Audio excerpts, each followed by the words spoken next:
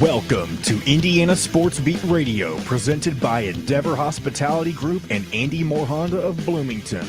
Looks over the middle, second guesses, fires, throws. Does he make the catch in the end zone? Yes! Touchdown! Oladipo to win it. Another one! He got Another one! Oladipo! Another one! Huge hole! He's at the 30! He's gonna go! 10, 5, touchdown! Jonathan Taylor! Galloway finds Rob Finnessy, fires the three, and He hit it!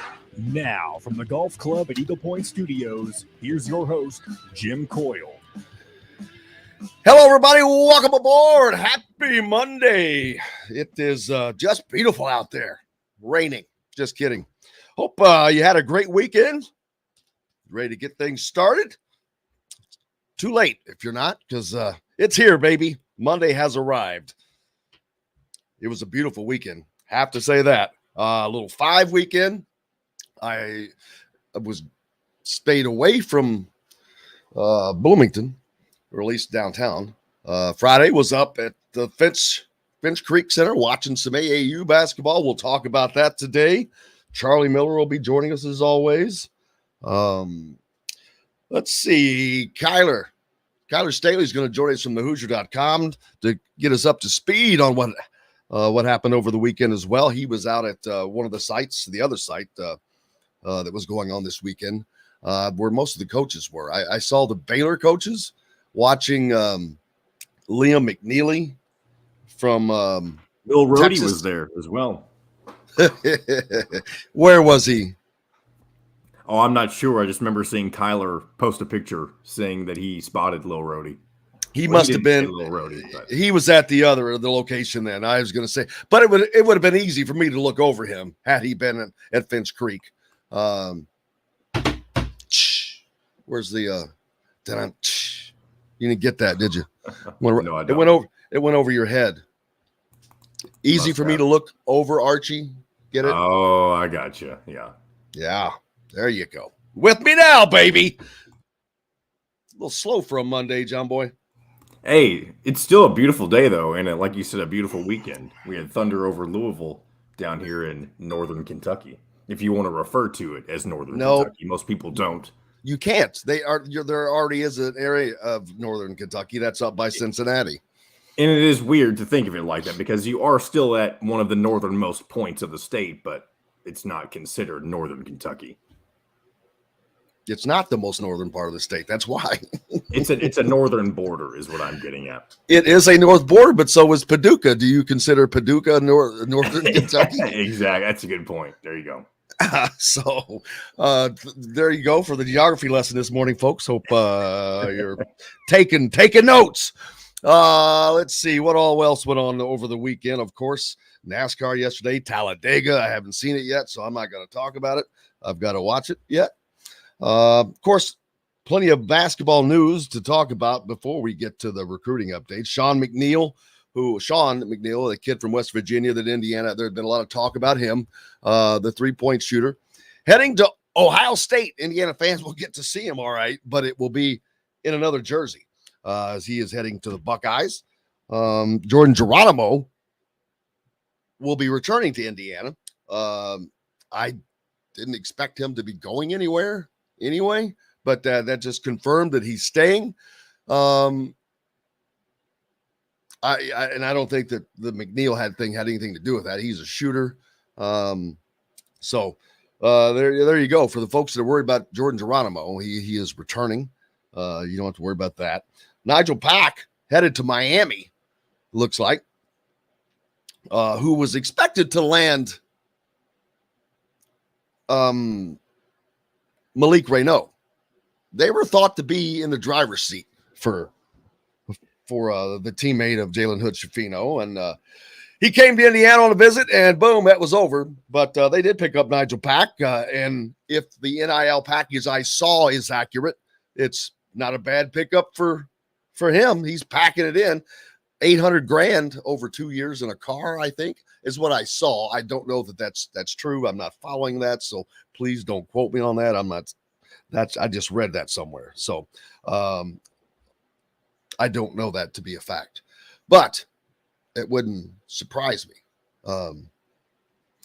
Let's see. So those Purdue, you haven't heard anything out of their NIL deals yet, but I don't think they were hopefully going to land Nigel Pack, but the 3 pigs and a lifetime pass to the 4-H fair must not have been strong enough NIL offer. So he's off to Miami. Tebow says Cal Schwarber goes off again. Oh, on the plate umpire gets ejected after striking out in the 9th. Oh, had to see that. Yeah, there you go, Michael. There you go. All right. So I saw that as well. And again, I've not had time to confirm that, so I'm not saying it's true, not true. But I saw that as well. Let's see. Michelle, pretty impressive stats from CJ Gunn this weekend. 33 points to help defeat Team Illinois. Why is he playing for Team Illinois? 115-104. He won the game's MVP. 57% from the field, 42% from 3, 6 rebounds, a block, and 2 steals. There's your shooter coming in. CJ Gunn, part of the class coming in for Indiana next season. Like I said, I've seen him play in person, and he was pretty impressive. That's got to translate to the college game, but he doesn't have fear. He is a very confident player. Well, Dave, we'd love to have Coach Woodson on. I guess when they're back out and doing that again, they're not doing any media to my knowledge at the moment. So recruiting, it's a very, very busy recruiting time. So they try to take a break, and I get it. I wish we could take a break. So let's see. The truth, he still needs money, some food. Down in Evansville, Robert Carter hitting us up on the Andy Moore Honda hotline. You can do so too, if you're not already. You could also comment just via Facebook, or not Facebook rather, but YouTube. For those of you that are listening on radio, you can do it a lot of ways. Hit me up on Twitter as well if you have any comments. We can do that. Charlie Miller going to join us soon. And see, I mentioned Kyler Staley from thehoosier.com will be joining us to talk about what he got to see over the weekend recruiting-wise. I saw Trent Sisley and Jalen Harrelson and Indiana, the Indy Heat Gym Rats 16 and under team, the guys that just finished their freshman season. And it was my first time getting to see Trent Sisley play from Heritage Hills down in southern Indiana, Santa Claus. And I got to tell you, he does not look like any freaking freshman I've ever seen in my life. 6'7", guard, handles the ball. He played kind of a wing, really, for Indy Heat. But the dude has got a smooth three-point jumper from the corner. I saw him nail that like 3 times, just as smooth as silk. I mean, just with ease. And he's got 3 more years of high school. He's built like a senior. He looks like a senior on the floor. He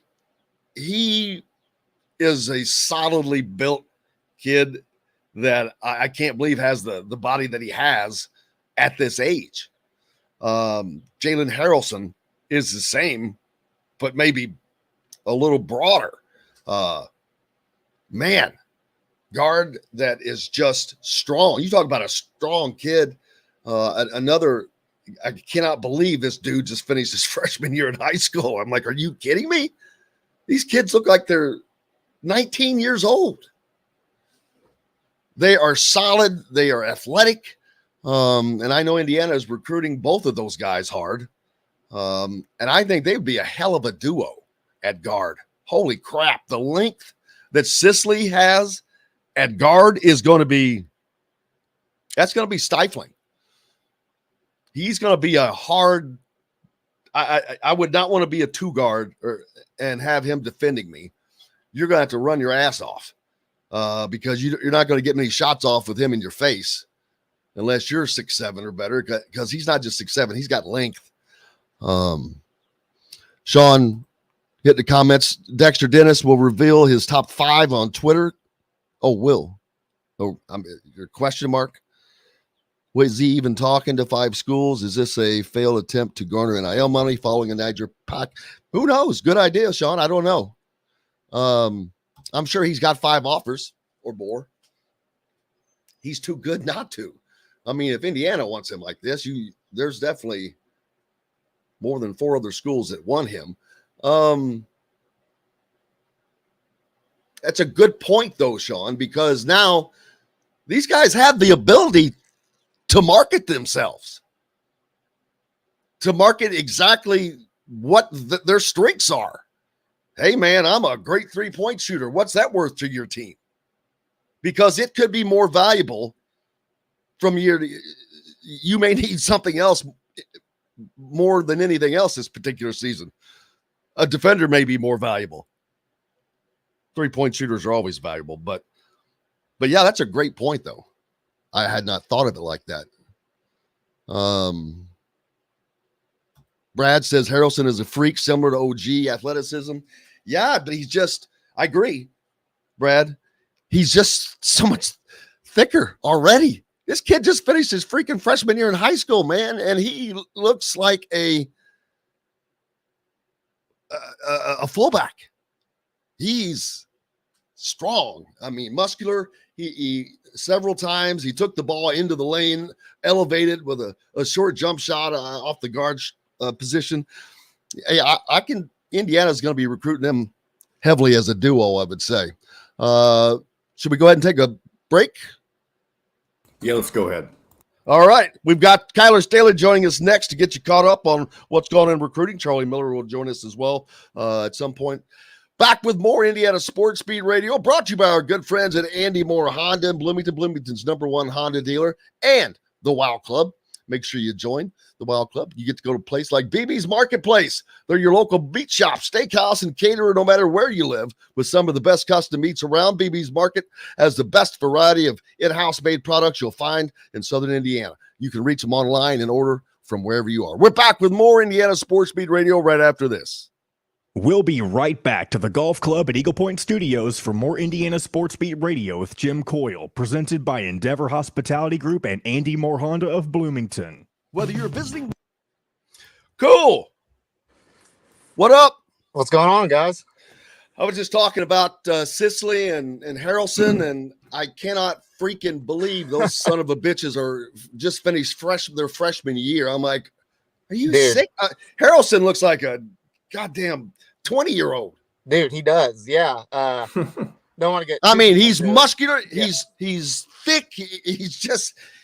I'm like, wow. He's advanced and then for his age, so advanced. Him and Sicily both of them. Sissy, he's another one. He's thick, not thick. He's not thick like Harrelson, right? But at 6'7", he looks like a kid that you would want. Like he's a sophomore in college. Like he's been through his freshman year. They got him on some food and this or that. No, he's not coming to you raw. He's coming to you ready to go. It's like weird. Yeah. 3-point shot. I saw him hit at least 3 that were just smooth and just like he was shooting a free throw. I mean, it was literally shooting a free throw for him. Yeah. Sorry if you can hear the rain in the background. I had to go to my car. So you're good. It's very subtle. It's very subtle. Didn't want to be loud talking about IU basketball in the middle of the Can't hear it. Can't hear it. Good deal. I couldn't hear it. Hey, also, Jim, I know you mentioned Little 5 earlier, but you didn't. I don't know if you need to talk about this on the air, but if you do, there maybe mention the shooting that happened on Friday night. Well, I just found out about that yesterday. Really? Oh. Yeah. That was a bad deal. Yeah. Uncalled for. It's just. What? Did we know anything about it? Other than where it was at, we don't know who. I know where it was at. Okay. Now, how does that? How the hell does that happen? How do you get away? Right. I guess you just blend in. I don't know. That's that's why I didn't go downtown. At least Friday night I was up watching basketball. But your favorite podcasters try to do a bit during the situation. We won't say their name. Of course they did. Jesus Christ. I mean, using that as a background or as a prop in some way? Yeah. Or it wasn't, I don't know if the shooting had happened, but there was an ambulance in the background. Yeah. Well, with that being said, we'll come back. Hey, this is John, the producer with Indiana Sports Beat Radio. We're now a part of the Rivals Network. TheHoosier.com is where you can find complete coverage of Indiana basketball, football, and plenty more. Simply go to TheHoosier.com and sign up. It's free. You can also find full episodes of Indiana Sports Beat Radio on the homepage or on the station every week, Monday through Friday. If we're not on a station where you live, we should be. Ask for Indiana Sports Beat Radio. This segment is brought to you by Southern Stone Restaurant. Now back to the Golf Club at Eagle Point Studios for more Indiana Sports Beat Radio with Jim Coyle, presented by Endeavor Hospitality Group and Andy Moore Honda of Bloomington. Welcome back. It's Monday. Indiana Sports Beat Radio is here as well as we usually are. Jim Coyle. Kyler Staley joining me from thehoosier.com. Was busy this weekend as well, watching a lot of basketball. Kyler, you were at the Pacers Event Center, right? Yeah, I was at the Pacers Athletic Center watching EYBL Session 2, second live period weekend in Indy this year so far. I was just talking before you joined us about Trent Sicily and Jalen Harrelson, and we were talking in the break, but both those guys, I'm like, there's just no way that they're freaking freshmen and they're going to be sophomores. But I'm like, dude, I remember when I was a sophomore. I'm like, I remember my own body. I'm like, I'm looking at these guys. I'm like going, they would have kicked my ass as a senior. They would have just, I'm like, wow. They're just, it's amazing that there's not, it's not just one, there's multiple. And they're not alone, but those two really stand out. Sicily has just got a ton of skills. Shooting the ball, he shoots it with such ease, and he's going to be such a problem as defender at the 2 spot with all that length. I'm like, a guy's never going to get a shot off as long as he can stay up with him. And then Harrelson is just so strong. He can handle the ball. He can get into the paint, rise, elevate, get a shot off. They're going to be a definite duo that Indiana is chasing. Yeah, no, they are. We said this over the break. They are so advanced for their age. Both of those are just 2 freshmen and phenoms, really. Especially with Harrelson, he's so his skill and talent. It's almost like he's been playing in high school for 4 years. Really, he's just so mature. He plays freely. He plays within himself. Just has a natural feel. And then Sicily, his big thing is that everything he does is just so explosive. He can stretch the floor. When I watched him, he didn't have the greatest outside shooting game, but I know he's capable of that. And those two are just going to get offer after offer after offer, and it's probably going to start picking up within this next week or so. Yeah, I had a talk to Trent's high school coach. He was there the other Friday night, and I was like, man, you're going to have a lot of fun over the next 3 years, aren't you? He said, yeah. He just acknowledges it. I mean, that's something that doesn't come along very often. Like you said, he is going to get offer after offer after offer. See, Brad, I think it was Brad or Chris, maybe. Yeah. Chris said that locals are saying that Sicily is being told by Duke to go to a prep school next year instead of Heritage Hills, which I don't think he's going to need that. Right. What's he going to need that for? Offers? Nope. Skill? Nope. He's being pretty skilled. I mean, I don't think that, not that it wouldn't, of course, playing against that talent, it's got to make you better, I guess, at the end of the day. But I don't know how much more it's going to make a guy like that better. His skills are what they are, and he just has to continue to work on them. But definitely would rather see him in Indiana playing high school basketball just for the fact of getting to see him play. My first time getting to watch those guys, and they were playing a team from DC. They got down, but they fought back late in the game to take the lead. They ended up losing that game, but DC was just a little too quick for them as a whole. But watching those guys, and then the other kid, doggone it, Catchings. Yes, Ken Catchings. Can't say his name. Yeah, kind of wiry kid. You see raw talent on him, but now he looks like a freshman or a sophomore. He normal. He looks completely normal, but he's got a lot of talent. You can see that he's going to be wiry, but those are the other two really stand out. Yeah. With Catchings, it's just kind of, he's improving. He's got a lot of upside and a lot of length. Not really a guy that can go one-on-one with a defender right now. He's more of a catch and shoot type right now, which he's got a very capable outside shot, high vertical. And when I watched him, very impressed with his rebounding. And I think that high vertical and those long, strong legs really help with that. But he's going to be a guy to watch out for. I know Indiana has got some interest in him right now. Only time will tell if they officially offer him or not. It kind of reminds me of daggone it. And now I've lost who it was that he reminds me of. So I got too many things going on in my head. You were up, though, watching a lot of other guys where a lot of coaches were watching as well. Yes. Oh, yeah. So the Pacers Athletic Center was pretty much full with every Division I of high major coaches you can think of, head coaches. The main guys I was watching over there was Liam McNeely of the 2024. IU just offered him. Arlington Page, watched him 2023. Brady Dunlap. There's no offer with him yet. He's a 2023 shooting guard, but Indiana's starting to pick up interest in him. And, of course, the main guy that all the Indiana fans have kind of focused on was KJ Evans. So I got to watch all those guys. KJ Evans would be a third teammate from Montverde Academy, and I just think that in and of itself may make it difficult. Mm-hmm. But I don't know that. NIL's changed everything. I don't know that a lot of that other stuff will matter now all the time. So, but I don't know that where Indiana sits in that realm.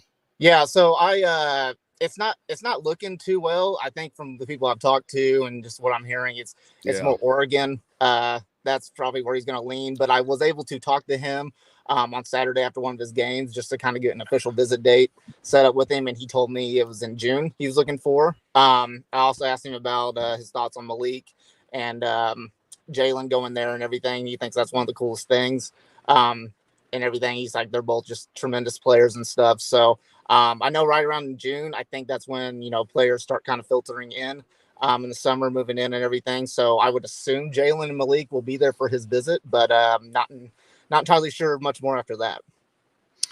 And then let's just talk about the guys that Indiana has a better shot at that you got to see. And what did they show you? So I guess I'll just start with Arlington Page.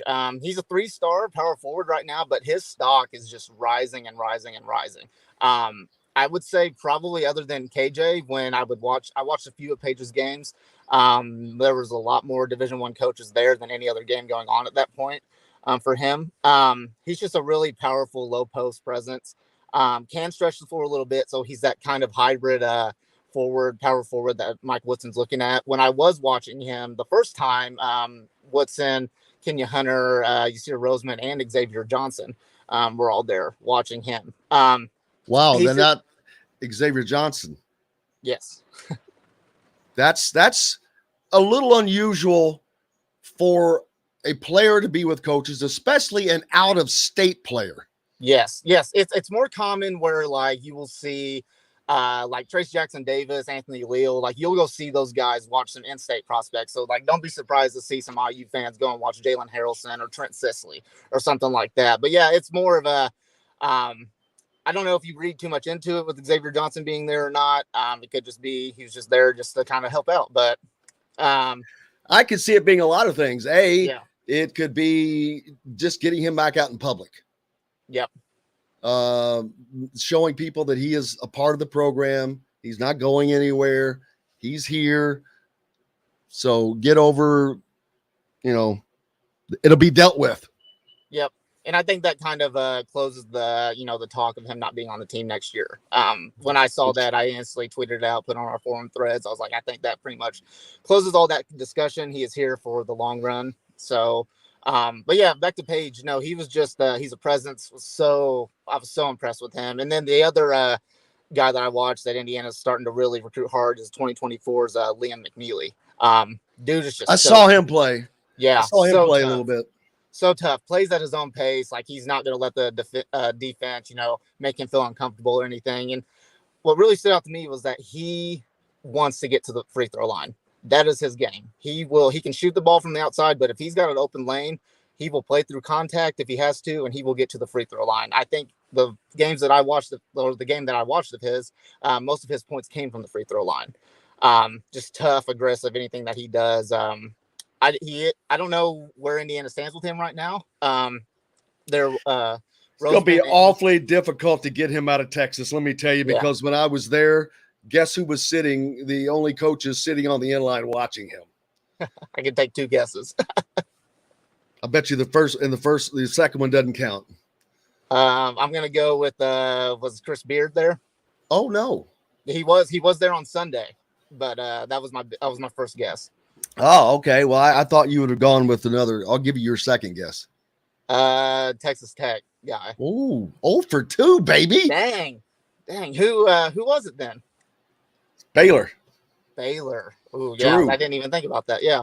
Drew and two assistants sitting right there under the basket, watching him. And yeah, he just, now that dude looks like a college freshman. Yes. I was just talking about Trent Sisley.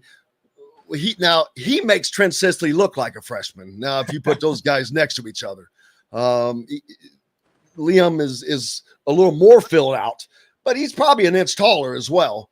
But yeah, he looks, man, you'd love to have him out on a wing somewhere. He's a guy that can shoot the ball, can handle the ball, and like you said, he does not only is he does not avoid contact. He draws fouls, which is great because that's going to put more pressure on the defense across the board. So yeah, but I don't see him coming out of Texas. Yeah, I see zero.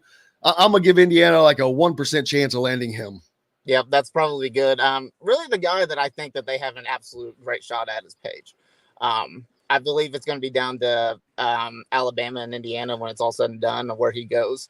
But Page is that power forward. I don't think he's as, skilled as Malik Renew, but like you can compare him. He's just that hybrid forward that can stretch the floor a little bit, but he's just a massive post presence. And those guys generally get better, but the bigger guys, it takes them a little longer to get better. Slower moving, bigger. It's just like trying to move a bigger machine, man. It just takes them a little longer to get their footwork down and all of that to translate to college, but they should be in fine shape. Anybody else that stood out? A couple other guys, a couple of shooters that Indiana's got some interest in. One is Brady Dunlap, Vegas Elite, West Coast guy. I don't know if Indiana's going to offer him or not. I was able to talk to him. He said he's going to set up his visits in the fall. So if Indiana does, offer him, Indiana's probably going to get an official visit out of him. He's a shooter, works off the ball, mostly sees the floor very well. And then the other guy I saw was another local person, was Sam Orm from Carmel. Really, I'm a big fan of him. Big fan of his game, long and lanky. Can shoot the lights out of the ball. When I was able to watch him in Indy, is he quick enough? He's got some slow feet. I will say that, but he's really good about getting to the right spots to be able to get his shot off. When I was able to watch him, Kenya Hunter was taking a look at him. So I know I've watched him in the past, this past high school season when I was watching him. I think they were playing Lawrence North. Maybe Yasir Roseman was there to watch him and CJ Gunn. But it'll be interesting to see if Indiana offers him or not. He's got a bunch of mid-major offers, and I think he's got actually a Northwestern offer as well. So big fan of him. Definitely shoot the ball, tall. He's added some much needed weight and strength. So that was about probably all the IU guys that I saw this weekend. I did see an offer out to Dylan Harper. You know anything about him? No, not yet. I do know that he is the younger brother of Ron Harper from Rutgers, and he's like 6'7", really tall guard. But I think that's more of that positionless game that Woodson's trying to bring in and everything like that. So not too much of him. There was another guy there that was Elijah Crawford. Wasn't able to really watch him. I know Keegan and Trevor, and I think Alec was maybe able to take a look at him. Just saw like maybe just a little bit of him. He's short, stocky, not really a true lead guard, but more of a guy that's going to try to get his points first before he facilitates. So, but no, it was just a lot of prospects out there this weekend in the EYBL circuit. Yeah, and I go back to the guys I saw, Sisley and Harrelson and Catchings. They still have 3 more years of being recruited, where the schools have to put in, and this has to be a real pain in the butt now, as with the transfer portal and all the switching and the NIL. You gotta put the time and energy and effort and cost into recruiting guys for 4 stinking years. Still, not everybody's going to do that, but Indiana, they have to do that to me to kind of break this cycle of not having the IU recruits, the ones that, or the Indiana recruits, the in-state recruits, the ones that you want. They're out of that. They quickly kind of got chopped off there for a minute with Archie at the end, but I think it's going to come right back. And I'm not saying it's not going to be until Sisley and those guys get here, but this is the start of that, where they're laying the groundwork with these coaches. And I know that Heritage Hills coach said he talks to Brian Walsh a lot, so he's doing a great job. And so, awesome. So Brian's out there just all over them, and I know that IU is chasing both of those guys. But 3 more years of recruiting of those guys. Yeah, no, especially with those two, you kind of have to offer them early because they're just so special. They're like I said earlier, they are probably the 2 best freshmen that we've seen in a long time come into the state. I do think that they will have a big shot at one of them. I tend to lean more with Harrelson down the road. Really? Yes. Wow, I would have thought the opposite. Yeah, that's just kind of my gut feeling. To me, Sisley looks more of he looks more of a Purdue Notre Dame type of player. To me. Oh God, really? He does. I mean, but why would you go to Notre Dame? I mean, Mike Bray's a great guy, but let's be honest, they don't win jack, man. You're not gonna. There's no national deal, and then Purdue is very successful in the Big Ten, but that's it. And that's I don't know that that's a Purdue area down there. That's definitely more of an IU area. But IU has hurt itself by, let's be honest again, sucking for so long that they've lost a lot of that. Kids like Sisley, the years have gone by enough where not enough has happened where they know anything about. They know Indiana because it's Indiana, but it's stories. And that was never an issue, and it has been for quite some time. But I think with the excitement of Mike Woodson and all they've got to win. But making the tournament this year, they've got to continue to move up. I think they can land both of those guys, but they're going to have to be winning. But if they're winning, I cannot imagine. I would imagine Sisley goes to Indiana if Indiana is winning. Yep. But yeah, like I said, like you've got to build relationships with those guys. There's not really too many, in-state guys that can come in and instantly change a program and everything and instantly come in and play games. I know they're still on Booker right now. I don't know if they're going to end up getting him. I know Michigan State's really on him. Every time I've seen Xavier Booker play this past month and a half, Tom Izzo's been there, so they're making him a priority. But it's a lot of attention, man. That's like was it Geico 24/7? And the lady says, "Oh, you're with me 24/7." Yeah, basically. But yeah, and it's amazing for him still putting in the effort. Got to be difficult for a coach like Tom Izzo, who has done it the right way all these years. He's one of those guys that I don't have doubts about that he's done it the right way. And And now he's still out there, still doing it. So good for him, man. Good for you, brother. I appreciate you. Look forward to doing this again next week, as it's going to be a busy summer. Yeah, no, got a running slam up in Fort Wayne this weekend. So gonna have Keegan with me and everything. I think Gabe Cups is gonna be there. So I'll get to watch him, and then I need to kind of narrow down the list of other IU targets that's gonna be up there this weekend. But another jam-packed weekend of AAU basketball coming up. Looking forward to it, man. Kyler Staley from thehoosier.com. Thank you enough. Appreciate you. Yep. Thanks for having me, guys. We're back with Dustin Dopirak from the Bloomington Herald-Times right after this. Brought to you by our good friends from Southern Stone Restaurant here in Bloomington, located at Patterson and Rogers. Comfort food with a Southern flair. Back with more Indiana Sports Beat Radio right after this. We'll be right back to the Golf Club at Eagle Point Studios for more Indiana Sports Beat Radio with Jim Coyle, presented by Endeavor Hospitality Group and Andy Moore Honda of Bloomington. Whether you're visiting Bloomington. All right, guys. Good day. Hello, Dustin. Oh, thank you, Kyler. Yeah. I appreciate you. See you guys. Appreciate you, buddy. Good day, Dustin. Oh, Good day, Jim. How you doing? Good. I'll be better when I plug my keyboard in. So, I heard you got away with the shooting. They haven't caught you yet. What's that? I said, I heard you got away with the shooting. They haven't caught you yet. Jesus. Oh, no. I thought you meant to say from the shooting, but then I was like, wow, he's actually. I think he's accusing me of attempted murder, I believe. Yeah. Do you know I didn't even find out about that until yesterday? Is that right?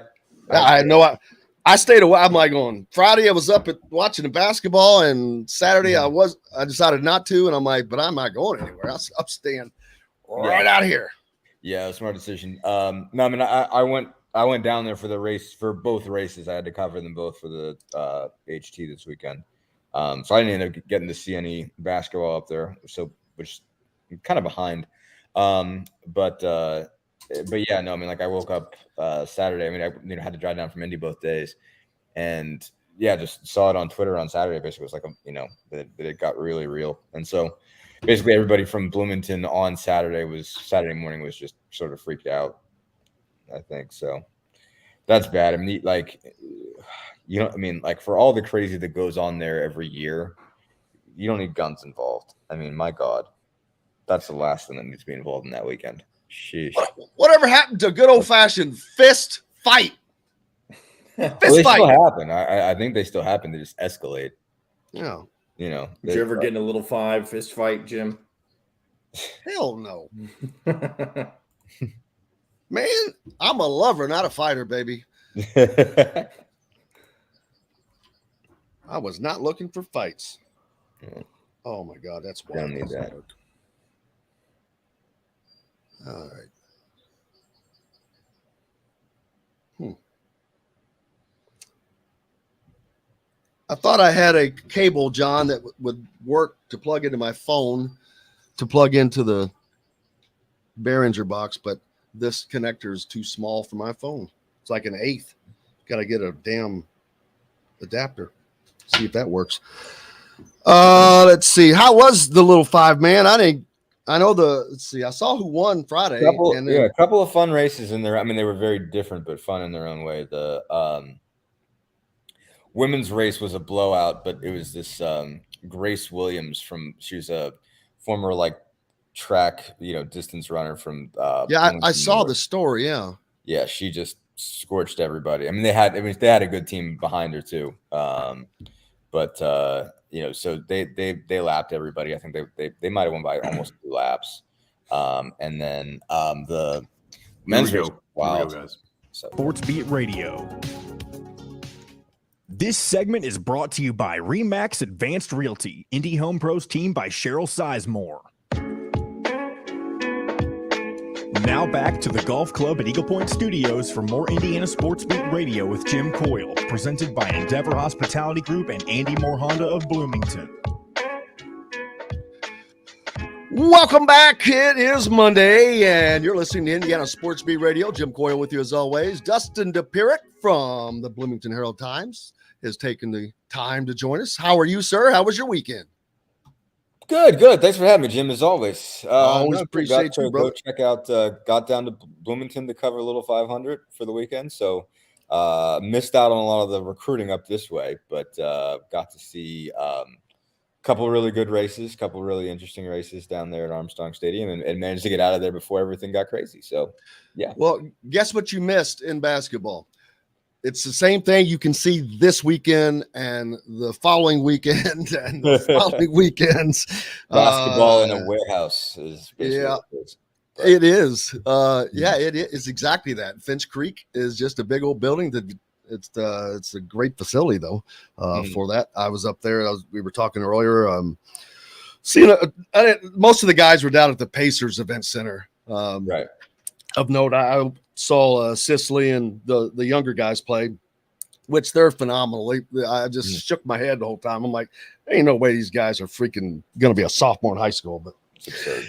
It is. Little 5 Friday, the girls race. Who won that race? I don't remember. Wasn't it a non-sorority type of? Correct. Melanzana Cycling. I honestly don't know too much of the origin stories of some of these non-fraternity races. It's obviously all different, like, going back to the kind of the Cutters tradition. But they've been around for 10 years, and basically the woman who really, got them a big lead was Grace Williams, Bloomington North grad, who was a, star 3,200 meter cross country runner, won semi-state twice at North. And she went to New Mexico to run, and then she was at Indiana, and she got cut because basically they just, determined that they had some spots they had to clear out, and she hadn't done as well as she had hoped and that Indiana had hoped. But she basically said, she was sort of tired of distance running anyway. And that's one of those sports obviously can be of the grind of all grinds, obviously, because it's just miles after miles after miles after miles. And it's sort of, one of those sports that you almost have to specialize in if you're going to be a great distance runner, that there's not a lot else you could do. And also it's a 3-season sport, basically. If you're going to run distance track, it's cross country, it's indoor, it's outdoor. And so she was tired of it and she was ready to go anyway. And basically after she left the sport, basically she ran into some girls who said, hey, do you want to, learn how to ride a bike, or not ride a bike, basically learn how to be a cyclist. And, basically in the span of a year, she became basically the best rider among women at Indiana. And she just crushed everybody. They won by, I think, a couple laps, had a couple other, really good runners on that, or riders on that team. And then on Saturday, Phi Delta Theta won the men's race. Some heartbreak for our good friend Zach Osterman. He was coaching Phi Kappa Psi. And their star rider took a tumble on with a lap and a quarter to go. Basically, when he was still he was in the lead pack and had a crack at it, and kind of rough deal there. But they've had some tough breaks the last couple of years, this team. So, but it was still an interesting race. Phi Delta Theta was an interesting team. Basically, won in a sprint at the end, beat out Sigma Phi Epsilon and who was the other team? Jet Black, who was the defending champs at the line. With they beat him by each by less than a second. So really, really interesting, fun race. The men's race was pretty fun, right? Yeah, it came down to a sprint. Didn't it end on a sprint or something? It was a sprint, but there was also a wreck, like a lap. So basically, like I said, Phi Kappa Psi, which is Osterman's team, was one of, I think they were about maybe down to about 5 or 6 in the lead pack, with about a lap and a quarter to go, and their guy got tripped up. A couple people got tripped up, on turn 4, coming down the straightaway, and then they still had a lap left. So there was going to be a sprint, but 3 or 4 of them went down. It was okay, are they going to do this thing under caution or not? What's going to go on here? And they just sort of tried to clear it out and let the rest of the riders go. And Phi Delta Theta ended up winning the thing in a sprint to the finish. Beat 2 teams right at the line. Jet Black and I think Sigma Phi Epsilon, is kind of what it came down to with them. They were both within 0.4 seconds of each other, or all within 0.4 seconds of each other. So it was a wild race. It was tight the whole way. It was just a couple of teams tried to make runs and couldn't really escape. Good sort of. This is one of those. Every time I covered, I learn a little bit more, and by every time I mean this is my second time covering it. I've maybe seen 3, but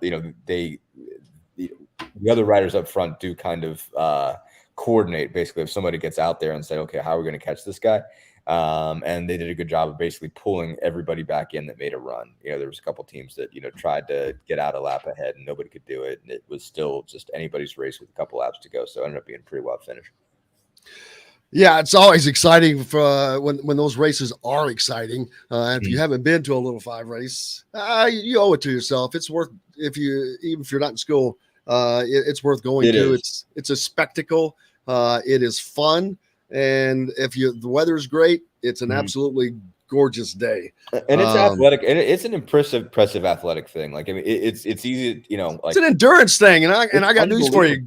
And going down on those freaking cinders hurts like hell. Yeah, no, and it's one of those things like that. I mean, these kids, what's really impressive, obviously a handful of them, like obviously Grace Williams was a Division I athlete and, got out of it and got into riding. But, a lot of these kids don't, like maybe they were track runners in high school or something like that. But like most of these kids are not college athletes. And they turn themselves into darn near professional class cyclers, in the span of months, basically. And it's funny how, like, for 90% of the student body, it's a total drinking week where they're barely sober from Monday to Saturday.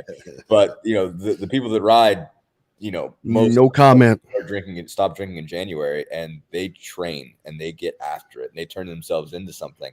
And it's just wild to consider that basically that. How good they can make themselves. While again, they're not on scholarship, basically there's nobody, and they've got teams, but there's nobody that's necessarily like, they're not required in any way. They just decide to do this and they end up that good. And it's really impressive to watch. It's like it's a heck of an athletic feat for, regular students to just do this every year. And it's a great thing for Indiana to have for the students, for the athletes, great thing to take prospects too, sometimes, but not always. Obviously, Indiana had Sean McNeil in on a visit, and the next day he commits to Ohio State. So that didn't work out. Yeah, that's happened twice to Indiana. The last when Archie was here, and that guard that was from Iowa, that ended up at Ohio State. I can't remember his name. Started with a C, I believe, but he left because of mental health reasons. He ended up leaving. Oh, what's his name? Oh my God, I know who you're talking about too. But I think he committed to Ohio State. Yeah, he did. He was with Waddell's class. I'm gonna look that up, and it's because it's gonna drive me crazy. Gosh darn it! Yeah, it's in my head. It starts with a C. I know, but anyway. Bigger news, Jordan Geronimo returning to the Indiana basketball program, but that puts fans at ease. I've seen so many people thinking he was going to leave. I'm like, why? Where's he going to go? Thinking he's going to go home. I'm like, man, he's already stuck it out 2 damn years. He's a big boy. He's fine. And he is. He's not going anywhere. He's going to just try to improve his game, which he has to do if he's going to continue to be a part of making this team better, because they've got to get better. They've got to get better at his position. That they've got to get scoring from the 2 and the 3 and the 4. They did well with Race last year, but the 2 and the 3 just didn't supply Indiana with the juice they needed last year. And I know there's different faces coming in, but there's no guarantee that they're the answer. You hope that they are. I think Jalen Hood-Schifino is definitely going to be a great option. But you got guys that are getting older too, like Trey Galloway. Who knows? But they've got to get production there, and he's just got to improve his game offensively. Defensively, he's pretty damn good. Always get better, of course, but offensively, he can't create his own shot yet, and his jumper is a little inconsistent, I guess you'd say. Yeah, well, I mean, the thing about it is he's the argument for him leaving was that right now he's a 4. I mean, he's been a 4 since he's been in college so far, and like obviously he came in with some level of belief that he was going to be a 3, and so far he's a 4, and that's why he hasn't got the minutes, is because Race Thompson is arguably their steadiest player, after Jackson Davis, at worst, basically. But Thompson has been solid, and consistent. And Jordan Geronimo has been a 4. Yeah, I just saw that come down. DJ Carton. Yes. And I saw that. I knew it started with a C. I got that part right. Yep. Good call on that guy. But no, he's just been very much a 4. I mean, he can shoot the ball. You've seen him make a handful of threes, but that's really the only part of his game that's perimeter oriented right now, is that every once in a while he escapes out there and hits a 3. Hasn't shown the handle, basically, that you need to be able to, really not just face up. I mean, it's different to face up with a 4, because he's obviously hit that mid-range jumper from a face-up situation. But you got to be able to really handle the ball. I mean, it's a third guard position at this point, and he hasn't proven he can do that. Basically, I mean, his assist to turnover ratio is not good at all. It's horrible. That's probably why he didn't play more than he did, if people want to know the truth, because of his turnovers. Right. Yeah. Again, he wasn't a 3. He could have been, if Race Thompson would have got injured or something like that, or whatever, like Jordan Geronimo would have started at the 4 and been a very, very good 4. And when he got minutes at the 4, he was very, very good. But that's who he was. Basically, is sort of a modern 4. And so, like, if they need him to be a 3, so he can play with Thompson and potentially Jackson Davis if he comes back, or even Reyno if they put him in the 5 if Jackson Davis leaves to start. He's got to do a lot that he hasn't proven he can do yet. So, I mean, the argument for, if you were nervous about him leaving, it's like he must, if he determines that he's a 4 and that's the only place he's going to get his minutes, and then he's got to go someplace else to be that guy, then that's an argument. I mean, like, I think there was a reason why people were nervous, because it's like, okay, like, this guy has gotten minutes in the first 2 years. He's shown a lot of promise, but he's shown it at this position where he's sort of blocked from starting. So basically it's like, okay, he like at Indiana, if he wants to really get on the floor, he has to become a 3, and he just isn't right now. And so that means he needs a big summer. Basically, you really need to see that handle come together. And he's good defensively, but he's a good defensive 4. He hasn't shown to be a good defensive 3. I mean, you can get him out on the perimeter and get him crossed up.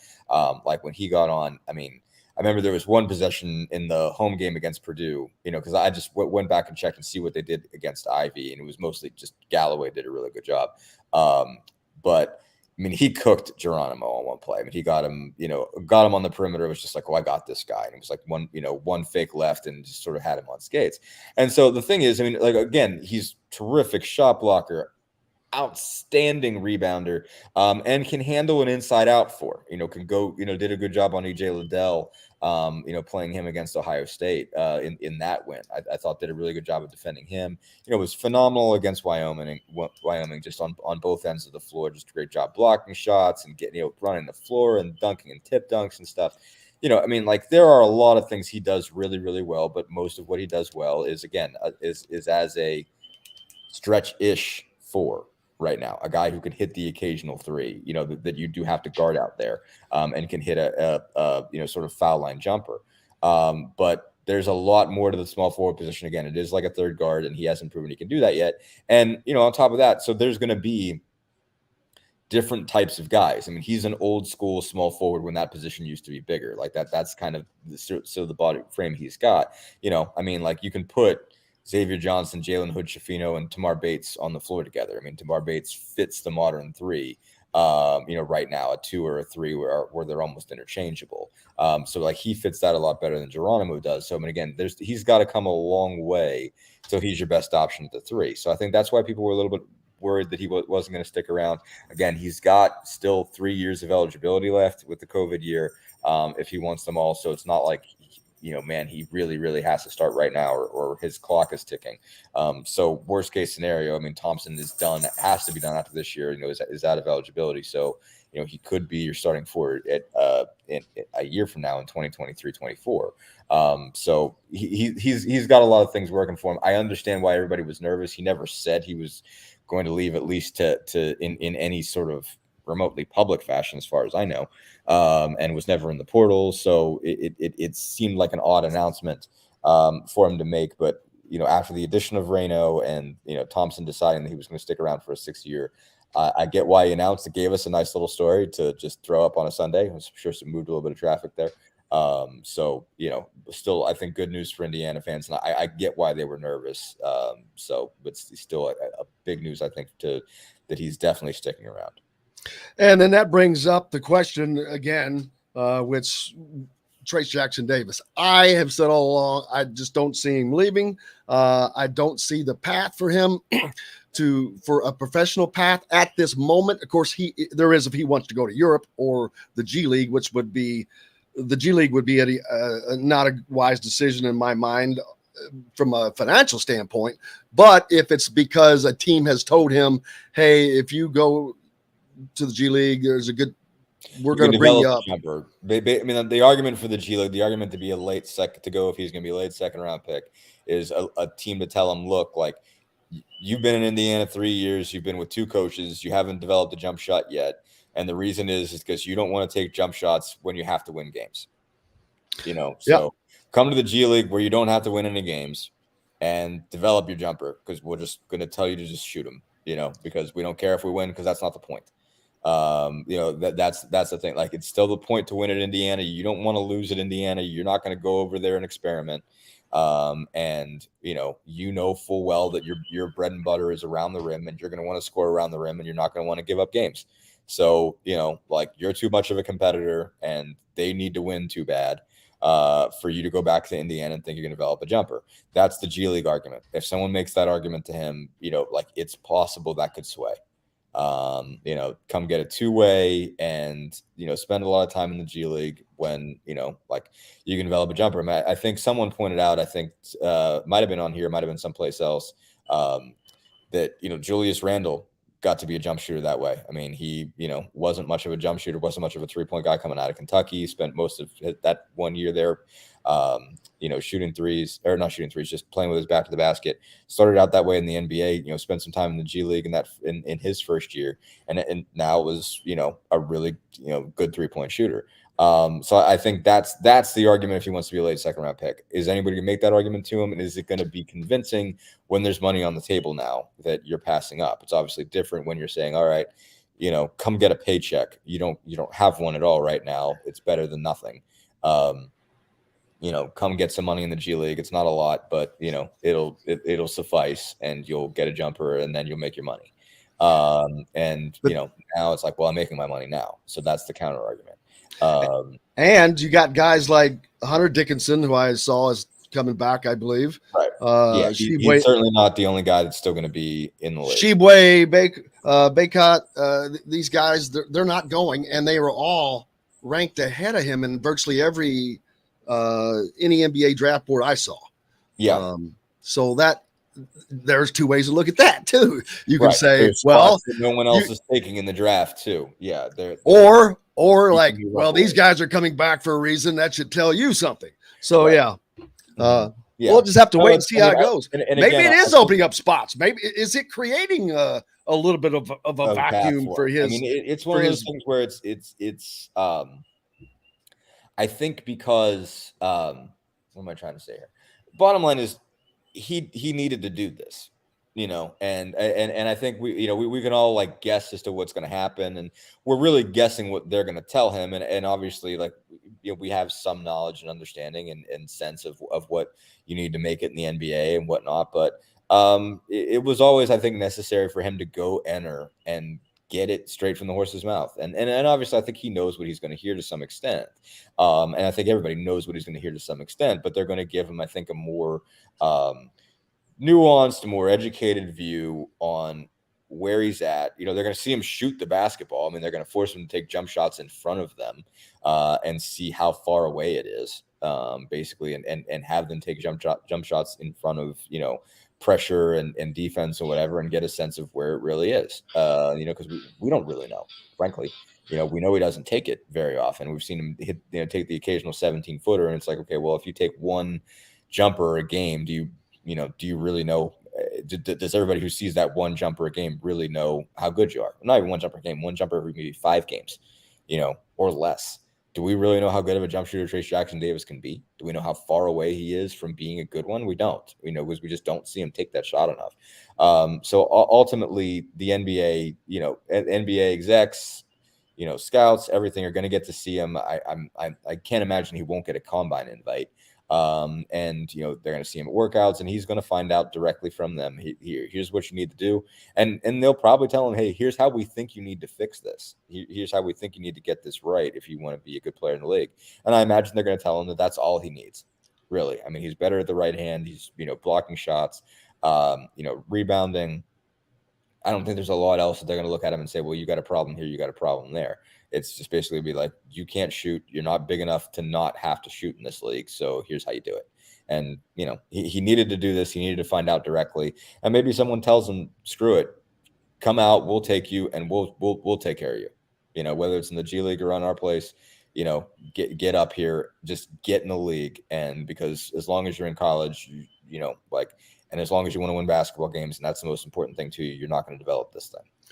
Yeah, Andy says they were all ranked ahead of him, so it moves him up. Yeah, it does numerically, but it still doesn't move him up in the minds of GMs because depends on what they wanted. Because his deficiencies are what they are. They didn't change all of a sudden just because these guys left. So, I mean, but that does beg that question. There are teams that have needs that probably might have, but is Dickinson and Faco going back because they weren't ready?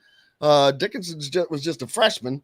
You would have thought he would have gotten drafted, but I don't know. There's a lot of guys in front of me because he's actually got the shot, but he's also, Dickinson's been. That's the one that sticks out to me. So I'm like, Dickinson's also cleaning up in NIL too. So that guy's living his best life. I'm sure. And with they're probably going to leave Michigan. Like he's loving it down there. And with what's his name from Gonzaga announcing he's going, he's better than Dickinson. Chet Holmgren. That dude, top 3 pick. He's a freaking 7-footer that plays like a damn guard. And shoots like a guard. He just doesn't make any sense to me. Like just as about him makes as a sense. physiological creature, I don't understand him. Watching him is like watching Jordan Geronimo jump. It's like that wherever we were when we were sitting next to each other, and Jordan jumped so high that I think he jumped higher than the person's head. Yeah, I think if he like threw his knees out, like it was over the guy's head. I mean, he was literally like he was up over the table, just flat on a flat jump. Yeah, I think I remember saying, I think I could have walked under him. You could have. Yeah, we both could have. Yeah, but watching Chet Holmgren play out in Portland was like that. It's like, wow, it's just astonishing to actually see it. Seeing it on TV does not do it justice. No, when you're actually right there 10 feet away, you're like going, holy crap, how does he do that? He's throwing dribbles behind his back and like finishing and just everything. Just everything he did was like, what is that? What even is that? It was wild to see, like, and we weren't still there when they played each other, but like back to back watching Jalen Duren and then Chet Holmgren, both of which made no sense to me physiologically for opposite reasons. Jalen Duren is like 6'10", rock solid, 255 or whatever, nothing but muscle. Chet Holmgren is as skinny as me, but absurdly skilled and 7'4", and just two totally different kinds of freaks of nature, which is amazing to see up close. I assume that everything you have out right now is in regards to the Little 500. Everything that is currently out there, yes, that is what is tracking out there. So if you want to read up on how things went this weekend, go to the Herald Times, check it out. Otherwise, make sure you give him a follow and stay up with him at the Bloomington Herald Times. Dustin, I cannot thank you enough, brother, as always. We appreciate you so much. Absolutely. Thank you, sir. You betcha. We'll see you soon. Dustin Dopirak joining us here on this Monday, brought to you by our good friends from Remax Realty. If you're in the market for a home in the Indianapolis area, you need Cheryl Sizemore and her 2 decades of experience. Reach out to her, Cheryl at IndyHomePros.com. Back with more Indiana Sports Beat Radio right after this. We'll be right back to the Golf Club at Eagle Point Studios for more Indiana Sports Beat Radio with Jim Coyle, presented by Endeavor Hospitality Group and Andy Moore Honda of Bloomington. Whether you're visiting Bloomington, you'll have about a 10-minute segment here before your next break.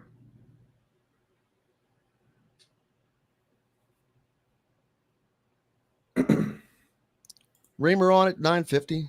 Yes. I think we'll know before June 1st. You have to pull your name out. Well, that's true. It's May 31st, right?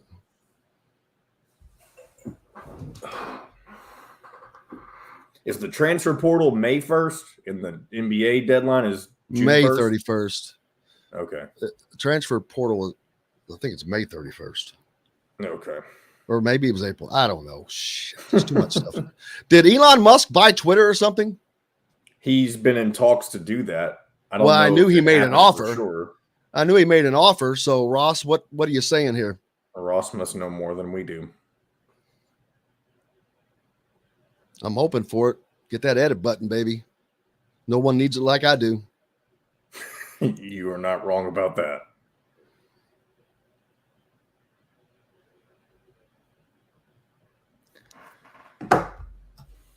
No, it's not too late.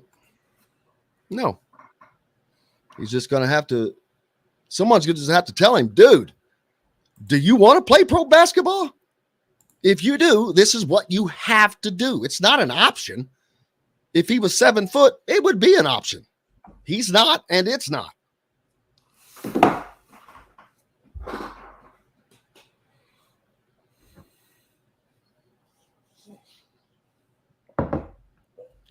I don't know is the honest answer to that question, which I'll answer.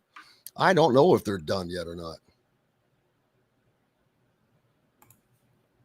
I don't know that either. But Alex seemed pretty convinced that we might get Dexter Dennis last week. well, I think he's right. I think that's the guy they get because they're still recruiting him, obviously. Mm-hmm. So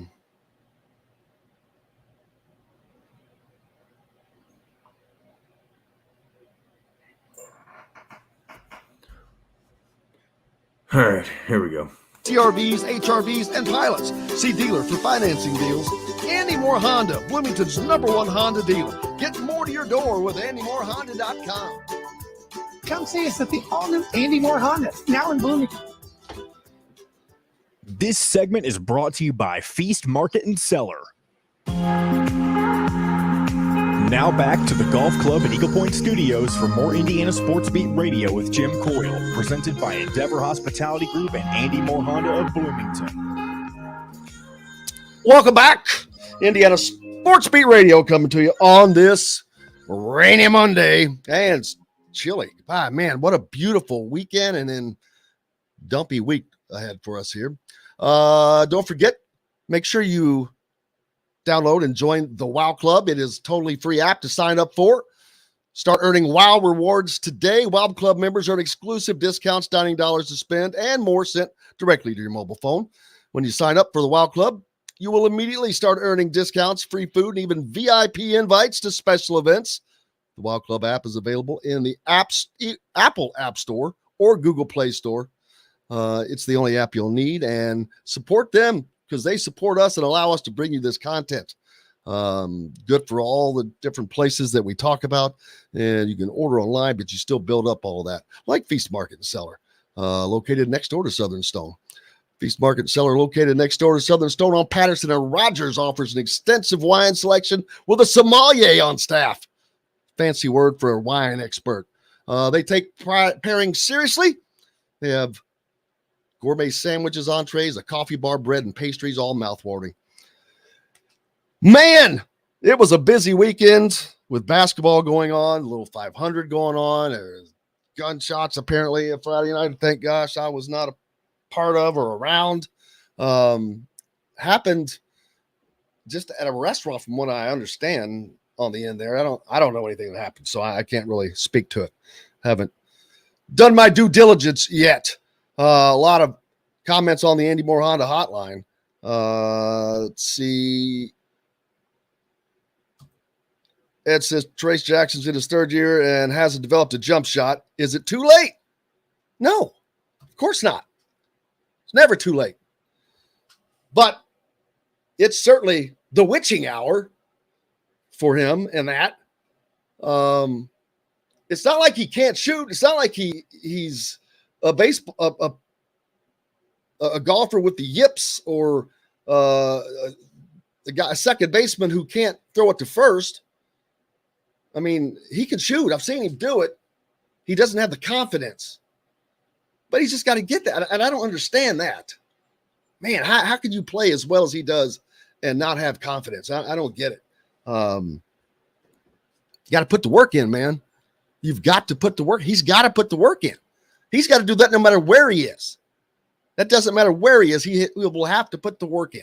Now, he'll also have to do nothing but put the work in if he leaves school. There will be no more the fun part of school, which I think he enjoys. I really do. And someone mentioned earlier that, if he comes back, about the legacy thing, someone mentioned a Final Four. Y'all got to slow your roll, man. This is not a Final Four team, to my knowledge. I'm not seeing that. But I didn't see the Peacocks beating all the teams they beat either. So, can they be? If they have someone that hits shots. That's all this team is missing. Someone to hit shots. This team was spectacular defensively last year. And you've got virtually all the pieces back, waiting to find out about Trace Jackson Davis. The issues that they had, I think, were a big part of personnel and their inability to hit shots. It just changed everything. So many games lost because of that. And whatever the issue was with Indiana in the last and first 5 minutes of the halves, they've got to get that fixed. That was an odd deal that I'm going to put that on the coaching. I'm going to leave that for Mike to figure out, and he has to get that figured out. Let's see. Tim asks if now that McNeil's committed to Ohio State, does Indiana get Dexter Dennis? I think they do. Obviously, they put the effort into recruiting him pretty hard, and as well as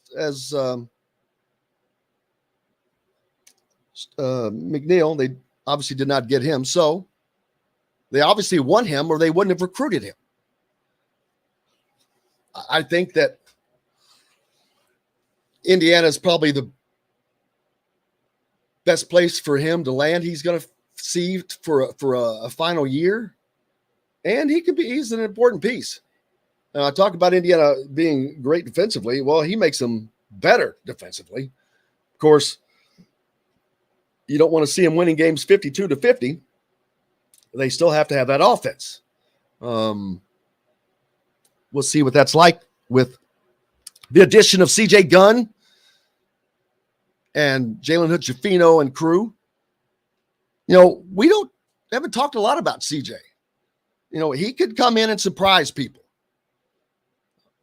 I haven't said it a lot because I don't want to put that pressure on him.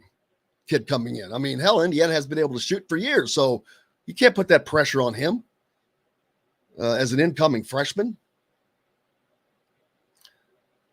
But I think he can do it. He did it in high school. It's got to translate to college. But I just see him as a confident kid. Not that you can't lose your confidence, but if he can come into Indiana and his shooting translates, he could be an unseen ace in the hole.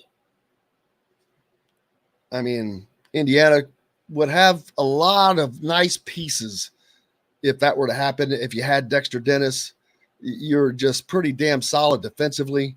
And if the offense is there, I don't know what this team could end up doing. I'm not saying Final Four and Big Ten champions and that kind of stuff. Way too soon. Way too soon. But, hey, you got to have dreams, right? Let's see. Oh, what did you say that I was asking about? Oh, the Elon Musk. What came over though? That it will be announced today that he has purchased Twitter. Huh. Bring on the edit button, baby. Jeez, why were they like that? Why would they just put the edit button on there? They'd still own it, but they probably don't care because they just made more money than they could ever imagine. See, here's the thing right now that aggravates people. The only people who have access to an edit button right now are the people who pay for Twitter Blue, which is the premium version of Twitter. It's not accurate. You get that offers like a 7-second delay. It's not an edit button. Really? Okay. I thought it was an edit button. Okay. Nope. You have like a 7 to 10 second delay in which you can review it as it's going, but by the end of that 10 seconds, it goes. That's ridiculous. You should be able to do that. You should be doing that before you send it out. So what's the point of that even at all? Well, that's what most people say. The people that don't have problems say that about people like me who do have problems rushing out tweets, getting in a hurry and sending stuff out. Yeah. Yeah. If you win every game 52-50, I wouldn't be happier. Offense can come and go. Stellar defense can travel. Yeah, but I'm saying that's not going to be very fun games. So we'll see. Dexter and Meneal, Ed asked, was that the only two guys they were looking at in the portal? Well, no. And we don't know everything. Don't ever think that. You never know what all is going on behind the scenes. But with the public way that they recruited Dennis, I think he ends up in Indiana. Who all were his final five? I'm trying to remember. Was there anybody stronger than Indiana on that list, John? I do not have that list in front of me, but from what I recall, there wasn't the time that I did see it, but I can't say that for sure. Oh, yeah, I got to pull it up on the Hoosier.com, but I'll find out him somewhere. But yeah, I think they end up getting Dexter Dennis personally. And then that begs the question, Indiana's over their scholarship. So that's another question that will then come up. They're obviously looking to add someone. They have made offers to these guys. So they've got to do something about the scholarship number. Does that mean Trace Jackson's leaving? Or are they just waiting to see and are going to deal with it in the way they're going to deal with it then? I'm sure they have a plan. There's no doubt in my mind they have a contingency plan if Trace Jackson Davis comes back. We got to take a quick break. Jim Reamer coming up next, talk about some more recruiting. Brought to you by our good friends at Feast Market and Cellar. Make sure you head out. Feast Market and Cellar, located next door to Southern Stone on Patterson and Rogers in Bloomington, offers an extensive wine selection with a sommelier on staff. They take their pairing seriously. Feast also provides a wide variety of cheeses, gourmet sandwiches, entrees, a coffee bar, bread, and pastries, all mouthwatering. We're back with more right after this. We'll be right back to the Golf Club at Eagle Point Studios for more Indiana Sports Beat Radio with Jim Coyle, presented by Endeavor Hospitality Group and Andy Moore Honda of Bloomington. Andy Moore Honda. Good morning, Reamer. Morning. By the way, Jim, I have his list of high school guys who he was offered from, schools that offered him, which was where'd it go? Ole Miss, Xavier, Georgia Tech, Georgia, and Kansas State. Which obviously that's probably not the exact same as who's looking at him from the portal. Well, he's coming from Wichita State. Well, those are high major offers. That's what this list consists of. So obviously he went to Wichita State. But he releases his top 5 today. Is that what he said? Or did he already release his top 5? Oh, well, he already I don't know. I'm sorry, I'm reading something. You're fine. Where were you this weekend, Jim? Louisville, playing down there. NY2LA. Where are you all at? Oh, we were at the convention center. We were at South Hall. Yeah. Okay. So you were avoiding the Thunder traffic. Yeah, you're going to have to explain what that is. It's the fireworks Thunder for the over Kentucky Louisville? Derby. It's the kickoff for the Derby Festival. That's okay. So that was my best.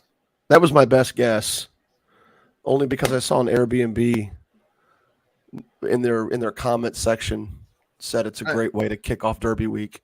At one point, Or 2 well, it weeks used to before Derby. it used to be 2 weeks. Yeah, so at one point, I know they would get 800,000 people. There was supposedly, I think, 500,000 this past weekend. Wow. All interstates in and out of that area were shut down. Yeah. But we stayed on the east side, near just a little bit east of Hurstbourne. That helped. Yeah, and then the south, then the airport convention center traffic or fair expo center traffic was backed up of the evening, but we had long since left, gone back to the hotel. Tried to get an Airbnb, but we just couldn't find anything that wasn't super expensive. Yeah, it's a bad weekend to be down there. I did have one right on 4th Street for $125 a night, and it got gobbled up pretty quick. Yeah, and it looked nice, and then just trying to get it reserved. Somebody swooped in and took it. So,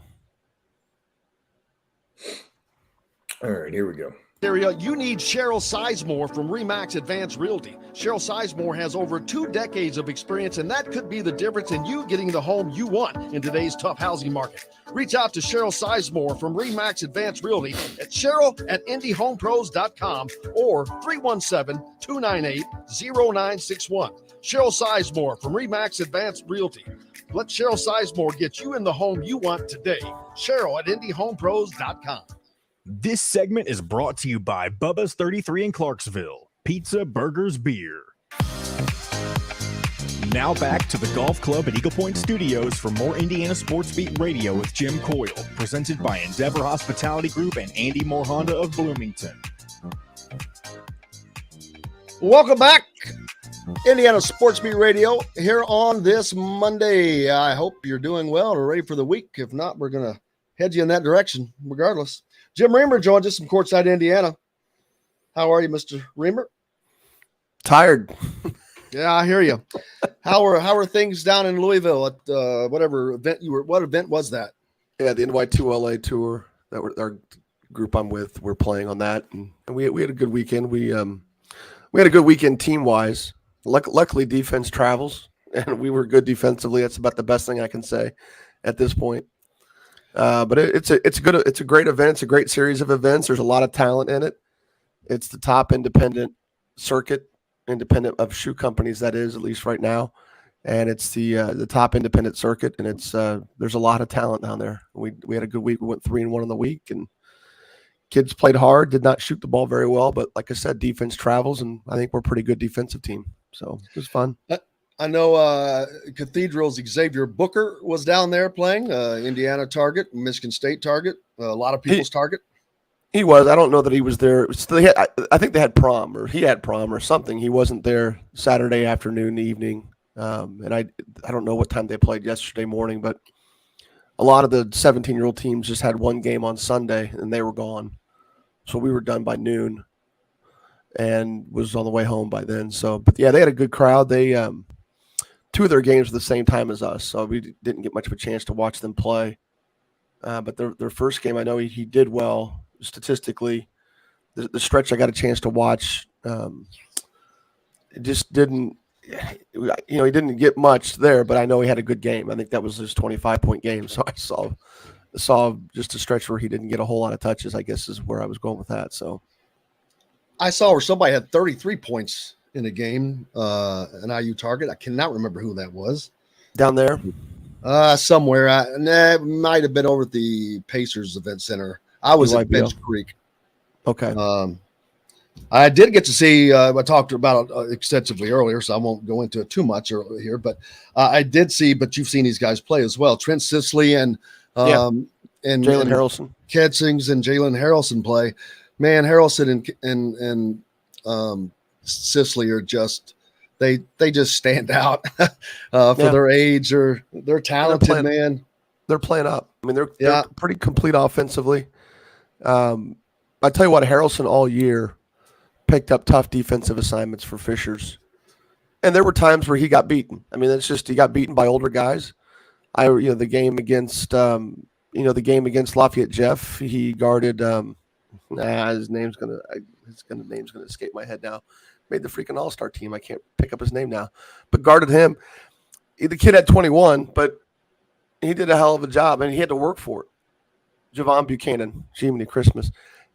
Buchanan had to work for it, and Harrelson guarded him about as well as you could, especially for a kid that's 3 years younger in experience. And it helps that Jalen has a mature body for his age, but he had impressive defensive assignments all season long for them, and I look for him to be kind of a lockdown guy, a guy who takes pride on that end of the floor, and that's very rare for a kid that age to be that equipped defensively at the varsity level. And I love watching him play on both ends of the floor. And Harrelson is just physically, he is a specimen, and he has got a great handle on the ball. He looks much older than his years, and really challenges older guys right now. Guys that are a year older than him, he's challenging them with ease. Yeah, we had talked about him a lot on our podcast, and I'd made a comment wondering what his age was, and I like that he sent me a message and told me what he was. He was young. He's even young for his grade, so he didn't turn 15 until I think just recently, like March. So he's pretty young for his grade, let alone playing up. And it does help. It helps any kid to be physically mature early in life. It can fool some kids, but if you've got the skill set that some of these guys have, especially Jalen, then you've got an opportunity to be really to impress people early, and that helps recruiting.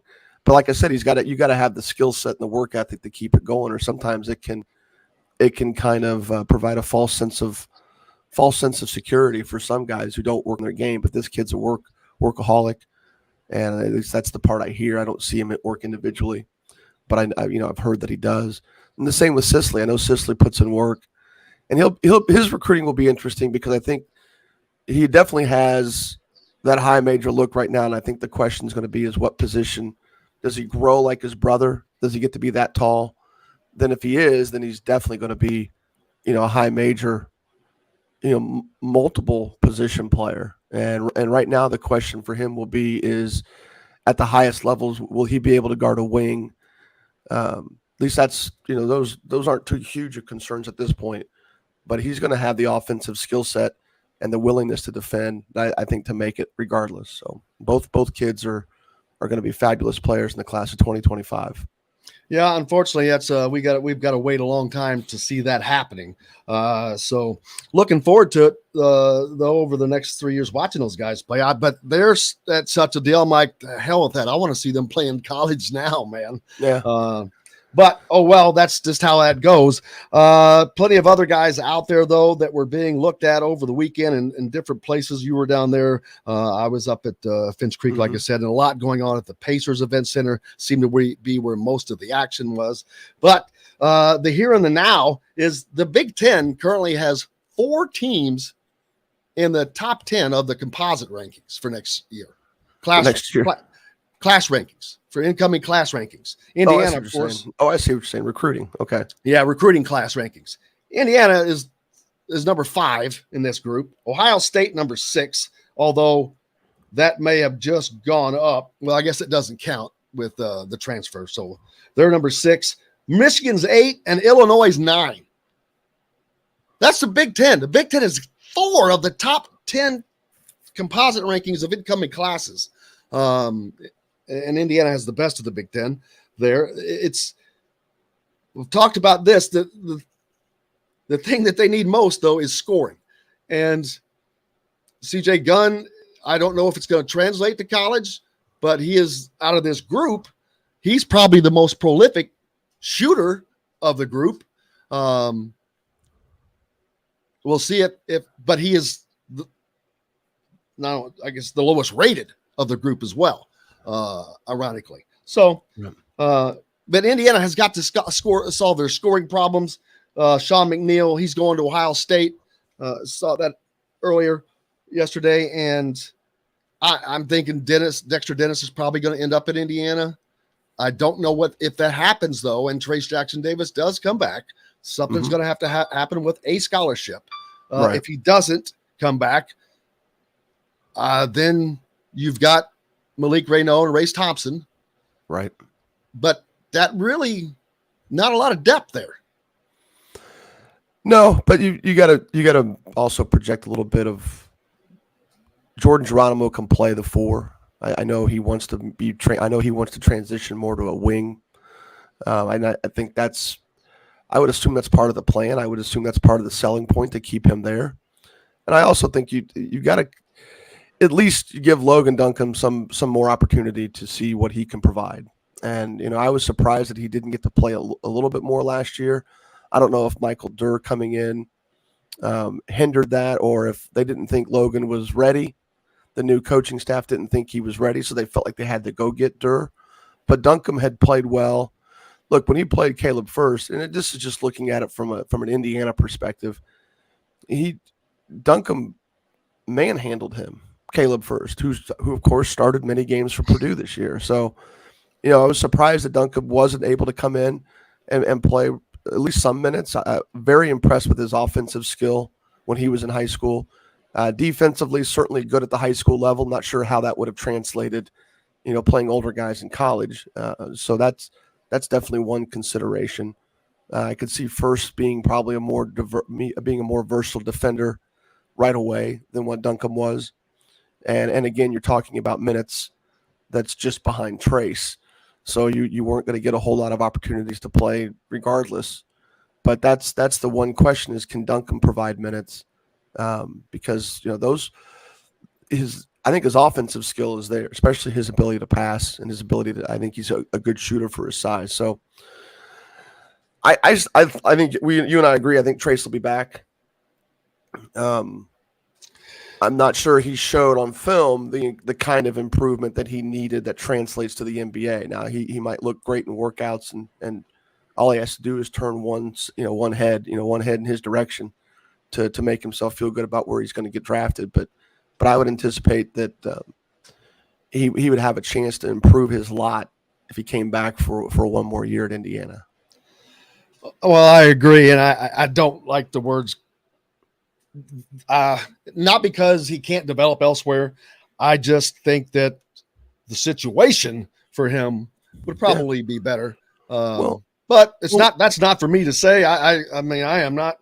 I don't have a dog in the fight. If he's being told, he's going to have to be told by somebody. Like I think it was Dustin who said it earlier on the program. He's going to have to be told by somebody that, okay, we'll take a shot on you because we'll help you. We'll stick you in the G League. We'll bring you up, but we've got to work on your shot. But someone's got to tell him that they're going to take a shot on him because you got Dickinson coming back. I keep talking about these guys that are coming back. They're all play better than him. Have shown to be more skilled in that position, basically, and they're coming back. Well, they also have to use him, put him in situations where he's more versatile in the perimeter, more involved in that side of the offense, whether it's handoffs or touch passes or getting more different looks coming off ball screen action. They've just got to utilize him more, and maybe that's a chicken and egg type thing. Maybe he's got to show more of it, but to them in practice before they can utilize it in games. I don't know. I didn't get a chance to go down to practice this past year. Just my travels didn't take me down there. And even though it's not that far away, but you've got to look at it from the perspective of, I hammer this home a lot when we talk about this topic. And your floor, if you're not drafted in the first, even if you are drafted in the first round, your floor better be pretty high if your intention is to stick in the NBA, because at that point you're developing on their dime, and they aren't just going to continue to pay you to get better. They're not just going to continue to get better. So for somebody else, a rotation player, right? And if you're not a first round pick, your contract isn't guaranteed. You're not even guaranteed to get a contract. You're not guaranteed to even make the team. So there's no assurances for leaving early unless you know you can go in there and play. And a lot of those guys, there's more guys that are drafted in the lottery that don't get to their second contract. And while being an NBA journeyman and making the minimum is still damn good money, it's not change your life money. And it's definitely not generational wealth that a lot of these guys are looking at the league and thinking thinking that that's their goal. So if I'm Trace, I definitely want to make sure I'm as good as I can be. I exhaust everything I can out of the college game before I go, because that's his best path to a second contract. Now, people believe at the NBA level are telling him they believe he can get there. That's super, and it'd be great for him. And hopefully that's what he hears. Hopefully and it's sincere, because these guys aren't going to lead him astray. No one's going to blow smoke up his dress for him to get, for him to have a feeling for where he's going to be. He's going to get this straight from the NBA people. So, he should not leave Indiana unless he knows he would have strong footing in some organization or another. I agree. I mean, but like I said, he's the one that's in the conversation, so he knows what he's being told, and his parents are all involved in that. So he's going to make the decision that is best for him. And I don't ever like to use this as a carrot or whatever. Someone mentioned it earlier about we just lost Jim. The legacy. We'll wait to get Jim back on. Jim, someone said earlier about, the legacy thing, which, yeah, it's nice. And he, if he comes back, he's definitely going to leave his name in the books. I think he'd end up third all-time scorer, something like that. Mm-hmm. First in rebounds, possibly first in blocks. I mean, that's Indiana Athletics Hall of Fame stuff. I don't think he's had a Hall of Fame career at this moment. How do you say he's been a Hall of Famer other than numbers? But they haven't done anything. Right. Well, that's the challenge. That's the testimony or the testament to how good IU has been over the years is you've got to achieve a lot to really stand out from a career and legacy perspective. But look, he's a talent that he has a chance to be one of the most talented players up front that IU's had. Certainly that IU's had probably the most talented player they've had up front other than Cody Zeller in 20 years since Jeffries, right? I think that's the perspective that has changed from like our generation growing up and seeing how great IU was versus guys today, that are seeing how good Trace is. And they're just thinking that this projects, not realizing that it takes more than just one really darn good player to make it, in the college level, to have team success. And, to answer your question, or not to answer your question, but to address the thing you were talking about earlier with the recruiting, Indiana, they don't improve their shooting. If they're not a better shooting team, they're not going to have the space that Trace needs for him to be better. So exactly, that may factor into it too. They weren't hurting. Yeah, they weren't hurting in the paint. They were hurting without the ability to score and hit shots more specifically.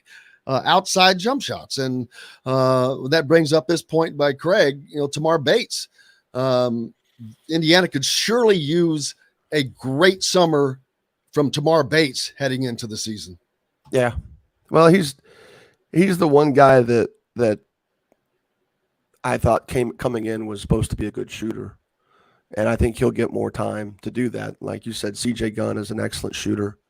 I'll be really curious to see I am too. How much he plays. They have to catch up to the speed of the game. I don't care what anybody tells you. Right. It's freaking different, man. It's just different. You can't understand. These guys are as hell. Some of the guys are playing against are 5 years older than they are because of the COVID deal. Right. So think about that in from a physical standpoint. You heard me talking about Trent Sisley and Jalen Harrelson. Most guys aren't like that. Most guys are like me, man. They are skinny in high school and whatever. But I cannot wait to see if CJ, because he's a kid that's got a ton of confidence and a ton of confidence in his shot. If maybe, because we haven't talked about him a lot, can he come in and hit some shots for Indiana? Well, I think with CJ, the talent is there. There's no question. The talent is there. The touch is there. Shot mechanics are excellent. He elevates well into his shot. It's a hard shot to contest because he can get up over high hands.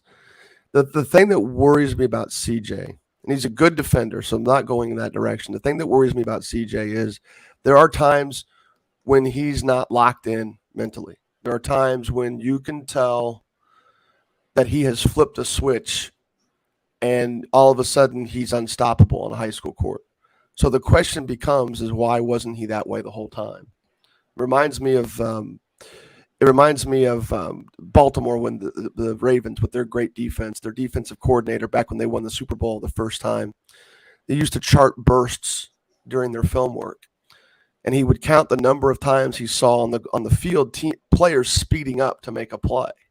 And, of course, the players were thinking they were great because so-and-so led the team in bursts and all this stuff. But it became, why aren't you running hard from the start? Why aren't you doing it as soon as the ball is snapped? So that's going to be the thing with CJ is he's got a little dog in him. And I'm talking about the good kind of dog, DAWG. He's got a little dog in him. The question is he's got to be a big dog. And he's got to do it from the moment he steps on the court and have that attitude that when I'm on the court, I'm here to score and be a good defender. But I'm definitely here to score. Not here to be a facilitator, not here to be a ball mover. I am here to score. And if he goes in there with that attitude, hopefully that leads to early opportunities where he can prove it on the court. And then things like you're talking about, speed of the game, which he'll have to adjust to in practice. It's not just a game thing. It's going to be a workout thing. It's going to be a practice thing. But at that point, he'll have to get a feel for how he is physically and how he handles that transition mentally on the court against the opponents, especially opponents that can change how they do things against him. Break. Patrick talking about Malik Renaud coming in. Yeah, he says he's very strong in the post, can hit the three. I don't know how strong he is on the three, but says he doesn't need to be 6'9" because he's powerful in the legs. He gets under the glass and moves people out of the way. He's not, but he doesn't have much vertical. He's not a blocker. He's not a shot blocker. And he's not going to come in and replace, as a freshman, and replace what Trace Jackson Davis did last year. It's just not going to happen. I'm not sure why he doesn't need to be 6'9". Why he does? He does need to be 6'9". He needs to be 6'11" is what he needs to. Yeah, be. Yeah. I mean, I watched his tape, and there's things that he does very well at his current level that he's not going to just be able to come in and do. So it's kind of a wait and see for him as to what he would have to do. If Trace leaves and Renaud is the replacement from a rotation perspective, then you're going to have to see Race really step up his production. And I think Race can do that anyway. But it'll still be nice to have that high-low game between those two. And I think Renaud can compete physically, but he's definitely not going to put up the numbers that Trace. I'm not even sure he would put up the numbers that Trace did as a freshman. And I think Trace is a better prospect coming in as a freshman. Would you not what about putting Renaud at the 4 and moving Thompson to the 5? I mean, that's just a usage thing. I think that has as much to do defensively as it does offensively because, they could put Geronimo at the wing and run things where he gets post touches. I mean, that's what Knight used to do with Chaney. There'd be times where Chaney would duck in there and get touches, despite being sometimes even playing the 2. But you look at, that's just a usage thing. You can flip flop your offense and change it up however you want based on the skill set of your personnel. But Jeffrey Wang says EJ Liddell is only 6'11", but EJ Liddell has more skill set. Or sorry, 6'7". Yeah, he had a little bit more of a skill set. And plus, I don't know how long Renaud is. I don't know that he's not long. Liddell's freakish. It seems like Liddell's freakishly long. I think he's just average from what I've seen. I mean, for a 6'9" guy, he's from what you expect. I don't think that's why He doesn't have a lot of a great jumping ability, and I don't think he's terribly long, so he's not a big blocker. Well, I think we need to recalibrate the star system in the recruiting. So I would start there, and that's not the kid's fault. It does. Well, for one thing, you've got people that just decide. Right. Well, it's certainly right, boom. It's a subjective thing, but and even though like the major recruiting sites, obviously Rivals being one of them, has a team of people that do it.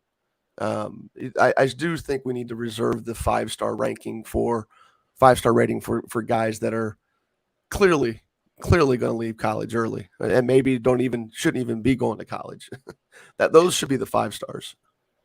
You're listening to Indiana Sports Beat Radio. We're coming back with more, brought to you by Bubba's 33. Hey, back with more Jim Reamer right after this. We'll be right back to the Golf Club at Eagle Point Studios for more Indiana Sports Beat Radio with Jim Coyle, presented by Endeavor Hospitality Group and Andy Moore Honda of Bloomington. Whether you're visiting Bloomington, I was trying to log into the website to answer Andy's and it took me to a different page. I thought it would just be a pop-up. I was going to answer Andy's. Someone named Andy asked about the guard from Cathedral. Oh, yes, I meant to put that up. And that you did. He's going to Eastern Kentucky is where he's going. So, if that's who you're referring to, the other 2 kids they play at that position were both freshmen, and will more than likely one of them will start next year for them as a sophomore. But yeah, I was trying to log in to answer Andy B's question. Can they still hear us? Are the people in the room? They can still. Yeah, okay, so the YouTube listeners. All right, there we go. Okay.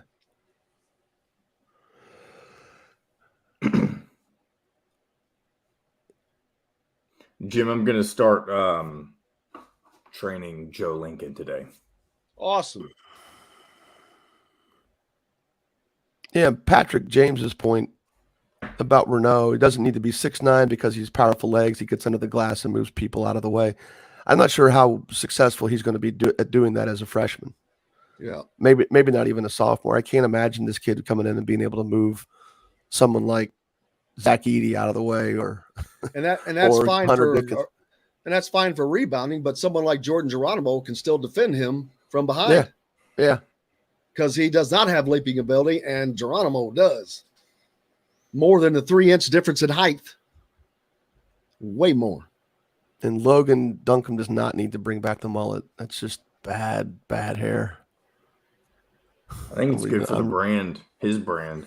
Well, that's what he had on his shirt, and then he cut his hair. I'm sure Mike Woodson had something to do with that because Trey Galloway cut his hair too. Yeah, Trey looked like he looked like someone took it with a hedge clipper.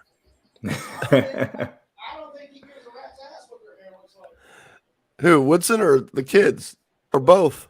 No, Woodson made a comment about it when he first got hired. Something about Trey Galloway. He needs to shave that mop or something. Yeah. All right, 15 seconds, Jim. I say the only 2 rules I have is it can't be in front of your eyes and it can't touch my uniform. Which, with AndyMooreHonda.com. Come see us at the all-new Andy Moore Honda, now in Bloomington. This segment is brought to you by K-Bello.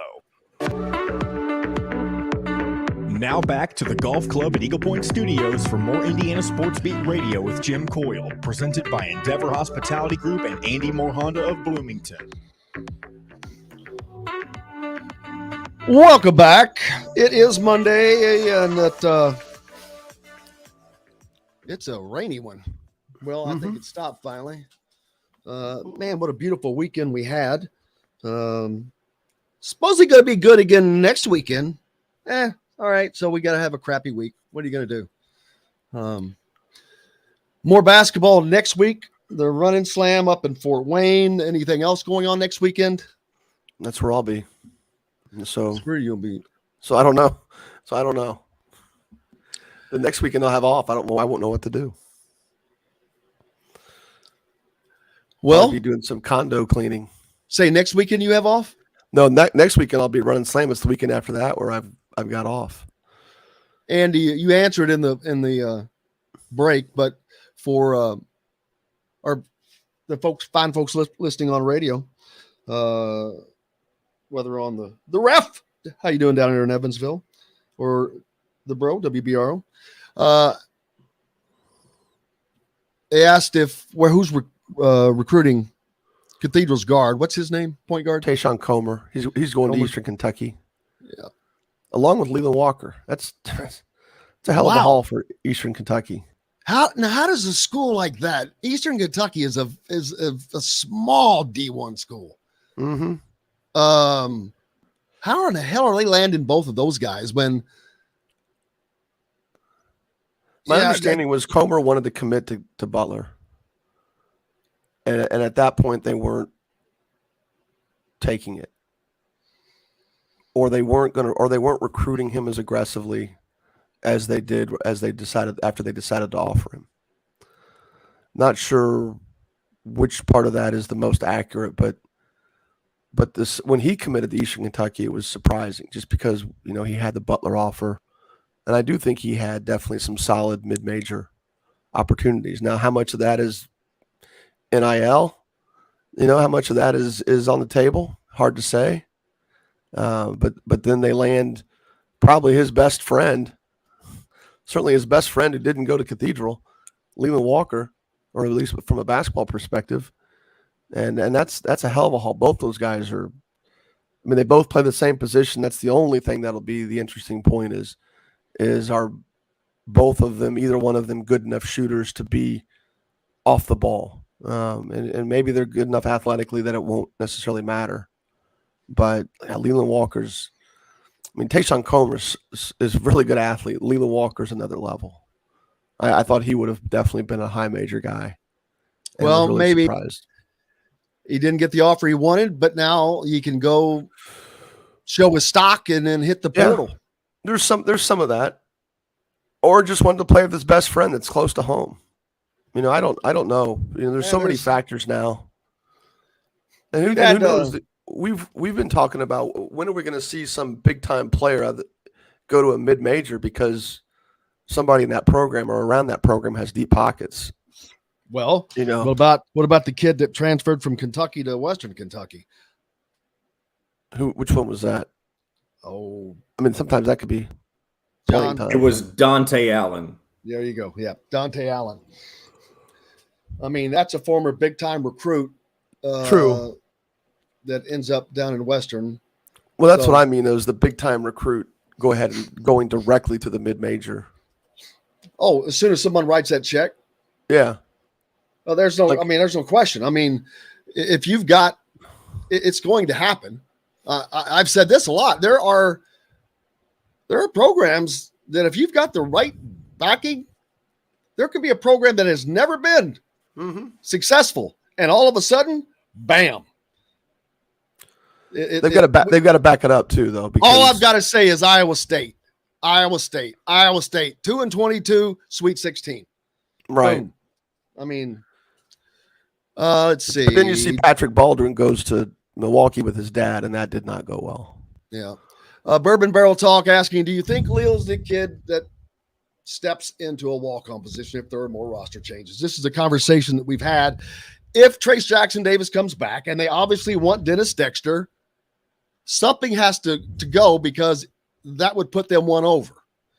So a thought that I had was, all right, the easiest thing would be for Anthony Leal to relinquish, quote unquote, his scholarship for a year to become a walk-on. But NIL pays him the amount for a scholarship, and he gets the scholarship for half cost because his parent works at IU. So he ends up making money on the deal. He does lose some stuff as a scholarship athlete, no question. But I'm if he's being told that, man, I just don't see you playing a lot this year, or I don't know. I do not know. That's just something that I'm trying to come up with, other than someone leaving, because those are the only two options. Someone becomes a walk-on, or somebody leaves, if that happens. So depends on what he wants to do after basketball. when Johnny Jager left Wabash to go to IU to be a walk-on, Johnny played for me, and the question was, why are you doing it? Why are you doing this? Why do you want to just? I'd rather play, to be honest. I mean, I'd rather, or unless it was a school that obviously has a history of playing walk-ons. Obviously Zach McRoberts was able to play. Well, this is different, though. I mean, this is someone who was on scholarship, and you're doing it for a specific reason. Why? It depends on what he wants after. Because if you want to play, you need to be somewhere where you can play. In Johnny's case, he wanted to be a coach. Well, he's not going to play. Well, see, being on scholarship is not part of that argument, though. That's not going to. I'm saying he could transfer then. I'm saying, why would he do that? It depends on what he wants to do after basketball or after college. Does he want to play after college? Then he needs to transfer somewhere where he can play. Well, what he wants to do and what he can do. That's the reality of it, though. True. We'll have to talk about it more, but it's always something fun to talk about. We'll find out when we find out when it happens, if he stays or if he goes. Brother, I can't thank you enough as always. I hope you had a good weekend, and I hope you enjoy your weekend off coming up. I know how valuable they are. Yeah, they're rare. But yeah, no, this weekend will be Fort Wayne, and then up there watching all that stuff, and then the weekend after that is the weekend where hopefully we have nicer weather than what we have today, because it's raining. Absolutely. Looking forward to doing it again tomorrow. Big thanks to Kyler Staley from thehoosier.com. Make sure you go there for all your recruiting updates for Indiana. Thehoosier.com and Kyler Staley. Dustin Dopirak from the Bloomington Herald Times. Appreciate him as each Monday. And, of course, Jim Reamer from Courtside, Indiana. Can't thank you enough as always, brother. Thanks for having me on. You bet. And John, the producer, most importantly, cannot thank you guys enough. Without you, we have no reason to be here every day. So, fortunately, we're here, and we'll be back tomorrow to do it all again, and I can't wait. You guys go out and have yourselves a great day. Until then, I am Jim Coyle, and I will see you on the radio. Thanks for listening to Indiana Sports Beat Radio. Be sure to subscribe to our YouTube page for more clips and team coverage of Indiana basketball, football, and more. You can also find full episodes and tons of other content on thehoosier.com. We'll see you next time for another edition of Indiana Sports Beat Radio.